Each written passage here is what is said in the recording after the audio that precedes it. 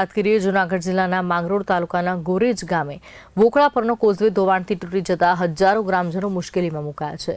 જીવના જોખમે લોકો બાઇક પસાર કરતા નજરે પડ્યા તો સામે કાંઠે આવેલી શાળાએ જતા બાળકોને ભારે હાલાકીનો સામનો કરવો પડે છે।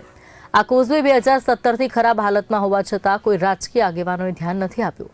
ખેડૂતો પોતાના ખર્ચે રિપેરિંગ કરાવતા હોવાના આક્ષેપ સાથે ગ્રામજનો કહે છે કે ચૂંટણીઓ દરમિયાન નેતાઓ મત માંગવા આવે છે, પરંતુ બાદમાં કોઈ જ કામ થતું નથી। આ પુલ ઉપરથી અવર જવર કરવા માટે તંત્રની ઘોર બેદરકારી છે। અમે જીવના જોખમે અત્યારે અહીંયાથી બાઇક કાઢીએ છીએ। છોકરાઓને સ્કૂલે મૂકવા જવામાં ફૂલ તકલીફ પડે છે। બાળકોને પણ સ્કૂલે જઈ શકતા નથી। આ પુલને સામે કાંઠે 800 થી 1000 માણસની વસ્તી છે।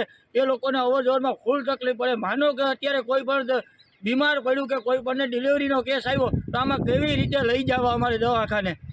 કે આમાં તંત્રને જગાડો ને તંત્ર કંઈક અમારી સહાય કરે ને આમાં આ પુલનું કામ વહેલામાં વહેલી તકે થાય એવી સરકારશ્રીને મારી અપીલ છે। આ મેસેજ મારો નરેન્દ્ર મોદી સુધી પહોંચાડવા માટે સખત ને સખત ઇન્ટરવ્યૂ આપેલ છે। મેં હું આ ગામનો રહેવાસી છું। મારે 50 વર્ષ પૂરા થયા।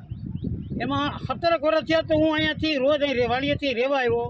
આ પુલ દર વર્ષે અમારે 5 વર્ષે ધોઈ જાય। આમાં 3 સાંસદ સભ્યો સુધી લગભગ રજૂઆત મૂકી છે, બરાબર। વિઠ્ઠલભાઈ રાદડિયા, પછી રમેશભાઈ ધળુક, પછી મનસુખભાઈ માંડવિયા, અરવિંદભાઈ લાડાણી, એ વખત છે દેવાભાઈ માલા વિસ્તારના ધારાસભ્ય થયા।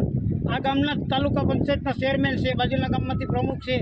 અનેક વખત રજૂઆતો કરી સરકારમાં, પણ કોઈ આનો નિવેડો આવતો નથી। આવે તો કંઈક રિપેરિંગ હોય તો થોડું ઘણું એકવાર આવ્યું તો આગળ થોડુંક વધ્યું, બરાબર। બસ એ મેઇન જગ્યા છે જ્યાં કંઈ થતું નથી।